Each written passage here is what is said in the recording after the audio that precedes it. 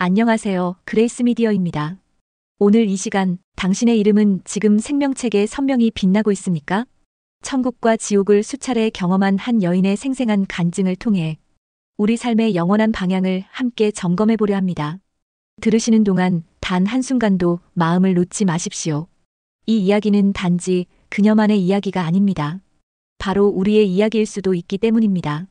오늘 이 간증은 당신의 영원한 미래를 결정짓는 중요한 메시지가 될 것입니다. 천주영 선교사님은 목회자의 장녀로 태어나 신앙 안에서 성장했습니다. 그녀는 태국 선교사로 파송되어 현지에서 사역하던 중 하나님의 특별한 은혜로 천국과 지옥을 수차례 경험하게 되었습니다. 그곳에서 현지인 노동자를 위한 교회를 개척해 사모로서 세 아들의 엄마로서 바쁘고 치열한 시간을 살아왔습니다. 그녀의 인생은 한없이 평범하고 또한 신앙 안에서 충만해 보였지만 그 모든 틀을 흔드는 경험이 13년 전 하나님의 특별한 은혜로 그녀에게 찾아왔습니다. 처음에는 하나님의 나라를 전하는 것 자체가 기쁨이었지만 점차 집회가 끝난 후 받는 사례금에 마음을 빼앗기게 되었습니다. 태국인 노동자를 위한 교회를 개척하고 세 아들을 키우는 사모로서 재물의 유혹은 그녀에게 너무나 달콤했습니다. 천국 간증을 할수록 유혹은 커져갔고 그녀는 자신이 점점 변질되어 가는 것을 발견했습니다. 예수님께서 많은 사역을 하셨지만 어디에도 사례금을 받았다는 기록이 없었습니다. 오히려 거저 받았으니 거저 주라는 말씀이 그녀의 마음에 깊이 와닿았습니다. 그 말씀에 순종하기로 결단하고 세상의 관습을 따르지 않기로 했습니다. 재물의 영에게 빼앗기지 않기 위해 그때부터 무료로 간증 집회를 하게 되었습니다. 천주영 선교사님은 자신이 천국과 지옥을 경험했음에도 여전히 죄와 싸워야 하는 죄인임을 깨달았습니다. 만약 이 싸움에서 이기지 못한다면 그녀도 생명책에서 이름이 지워질 수 있다는 두려움이 있었습니다. 천주영 선교사님이 천국에서 본 생명책은 살아있는 책이었습니다. 천국은 상상 이상으로 아름다운 곳이었습니다. 아름다운 향기, 천상의 음악, 평안이 가득한 그곳에서 그녀는 큰 보좌 앞에 펼쳐진 거대한 생명책을 보게 되었습니다. 그 책은 건물처럼 크고 그 안에 기록된 이름들은 모두 살아서 움직이고 있었습니다. 이름들마다 움직임이 달랐는데 어떤 이름은 활발하게 움직이고 어떤 것은 거의 움직임이 없었습니다. 색깔도 달라서 검은색, 황금빛, 불꽃 같은 이름들이 있었고 점점 검게 변하는 이름도 있었습니다. 그녀가 충격적으로 목격한 것은 생명책에서 이름이 사라지는 장면이었습니다. 어떤 이름이 검게 변하더니 재처럼 되었다가 마치 물이 햇빛에 증발하듯 사라져버렸습니다. 새로운 이름이 생명책에 기록될 때는 천사들이 악기를 들고 찬양하며 천국의 축제가 벌어졌지만 이름이 지워질 때는 예수님께서 가슴을 찢으시며 통곡하셨습니다. 이를 통해 그녀는 한 번 생명책에 이름이 쓰여진다고 해서 영원한 것이 아님을 깨달았습니다. 생명책이 살아있는 책인 이유는 그 영혼이 천국에 들어올 때까지 이름이 잘 보존되어야 하기 때문입니다. 예수님은 그녀에게 생명책에서 지워진 이름의 주인이 어떻게 되었는지 보여주셨습니다. 그녀는 그 사람이 있는 지옥으로 인도되었습니다.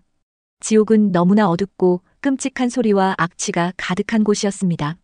비명소리가 고막이 터질 것 같았고 사람들은 줄지어 어디론가 끌려가고 있었습니다. 그곳에서 그녀는 커다란 의자 앞에 선 사람들을 보았고 그 의자에 앉은 이가 큰 책을 펼쳐 보여주었습니다. 그 책에는 이름과 함께 그 사람이 태어나서 죽는 날까지 지은 모든 죄가 상세히 기록되어 있었습니다. 지옥은 형벌받는 장소였고 집이 없었습니다.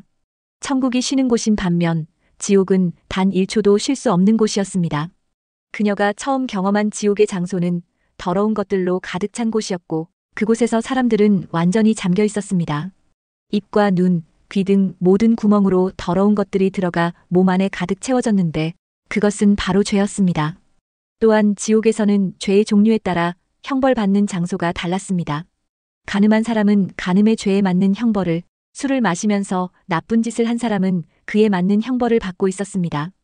특히 그녀가 본 불못에서는 사람들이 뜨거움에 파닥거리며 고통스러워하고 있었습니다. 충격적이게도 천주영 선교사님이 지옥에서 본 사람들은 예수님을 안 믿는 사람들이 아니라 교회 안에 있던 사람들이었습니다. 간음의 죄를 지은 자는 타오르는 불 속에서 고통받고 술로 범죄한 자는 술독 속에서 영원히 그 고통을 반복하고 있었습니다. 그리고 그녀는 충격적인 장면을 보게 됩니다. 그곳에 교회의 집사와 목사도 있었습니다. 하나님은 특별히 그녀에게 교회 안에서 타락한 이들의 이야기를 보여주셨습니다.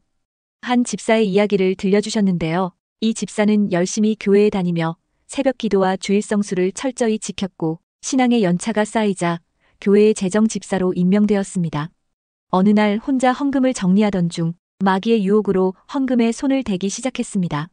처음에는 양심의 가책을 느꼈지만 점점 죄에 무감각해지고 대담해졌습니다. 결국 교회를 옮기며 계속해서 주님의 것을 훔쳤고 유방암 수술 중 마취해서 깨어나지 못하고 지옥에 가게 되었습니다.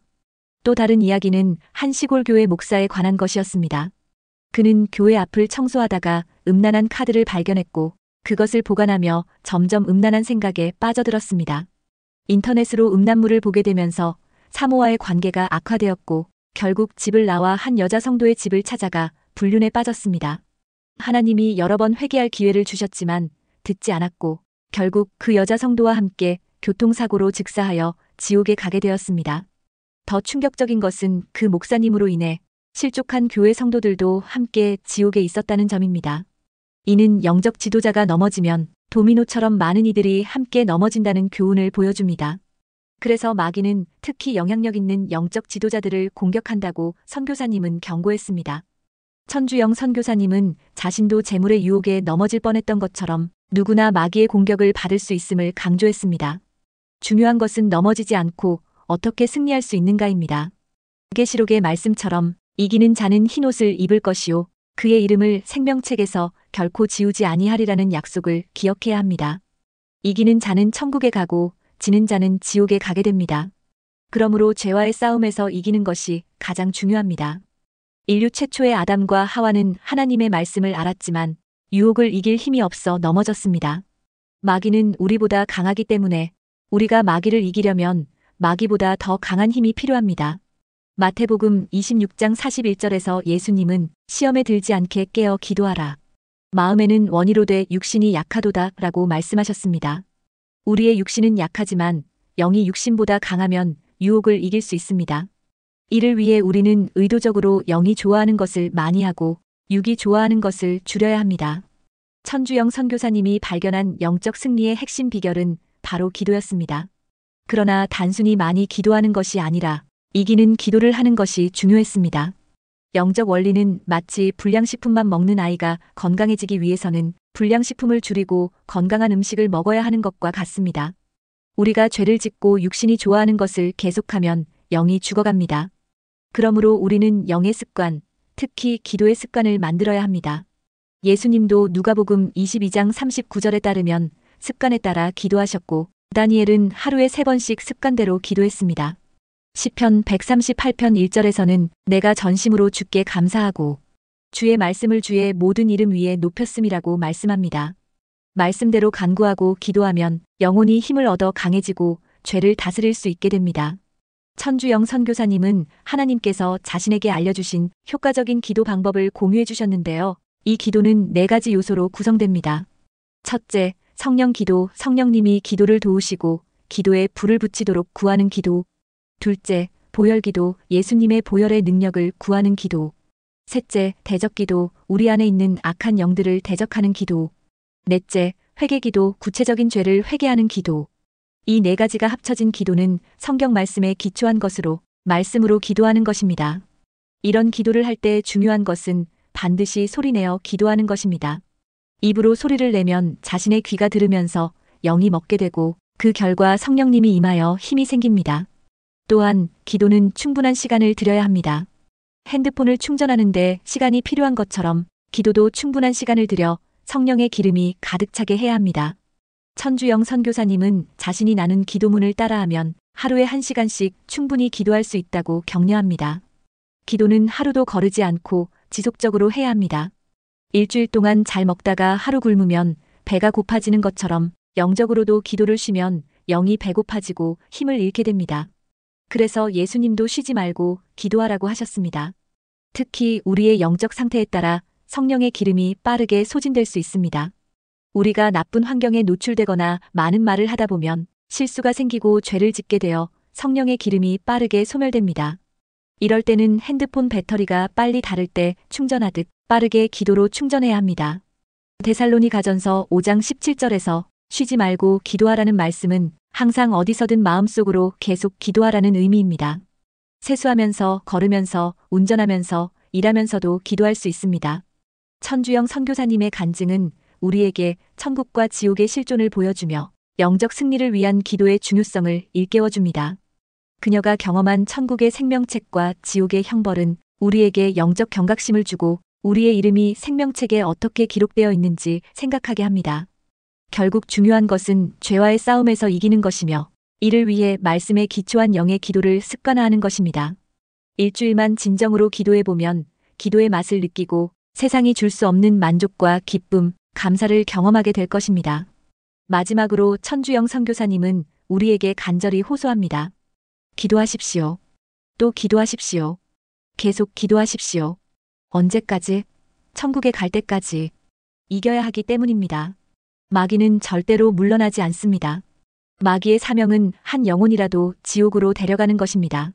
그러므로 우리는 틈을 주지 말고 기도로 승리해야 합니다. 당신의 이름은 생명책에 어떻게 기록되어 있습니까? 오늘부터 기도의 능력을 경험하고 영적 승리의 삶을 살아가시길 바랍니다. 구독, 좋아요는 사랑입니다.